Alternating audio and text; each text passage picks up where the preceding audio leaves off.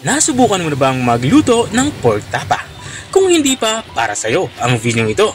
Tara, simulan natin ang ating pagluluto.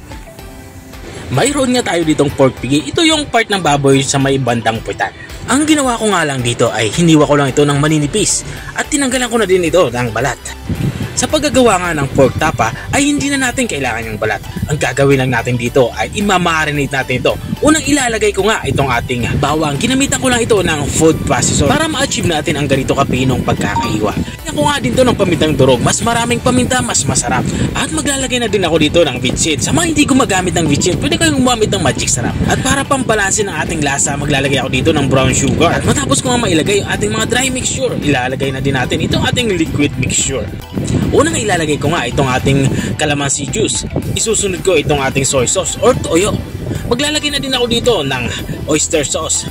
Pakakatulong ito para mas maging malasa ang ating lulutuing tapa. At para matagal masira yung ating gagawing pork tapa, maglalagay tayo dito ng vinegar. Kaunting vinegar lang. At matapos nga natin mailagay lahat ng ating sangkap pampalasa dito sa ating ginagawang pork tapa, ay haluin natin to ng maigi para manuot yung lasa dito sa ating karning baboy. At matapos natin itong maihalo ng maigi ay imamarinate natin ito ng mga 1 to 2 hours kung nagmamadali kayo. Pero kung hindi naman kayo nagmamadali, kahit overnight, para talagang malasa yung ating lulutuing pork tapa. At makalipas ko nga itong i-marinate ay dito sa parting ito ay nagpapainit na ako ng kawali. Dito nga ay magsisimula tayo magluto. At matapos nga uminit yung ating kawali ay dito inilalagay ko na itong ating mga na-marinate na pork tapa.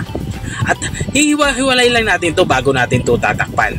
Ang gusto natin ma-achieve dito, yung lumabas yung tubig o yung ating minarinate na liquid dito sa ating karning baboy. At kapag lumabas na nga yung tubig nito ay haluin lang natin ito para hindi magdidikit-dikit yung ating mga karning baboy. At tatakpan ulit natin ito para lutuin na natin ito ng mga 15 to 20 minutes. At makalipas nga ng 20 minutes ay dito naman sa parteng ito ay halos maiga na yung sabaw pero hindi pa yan luto.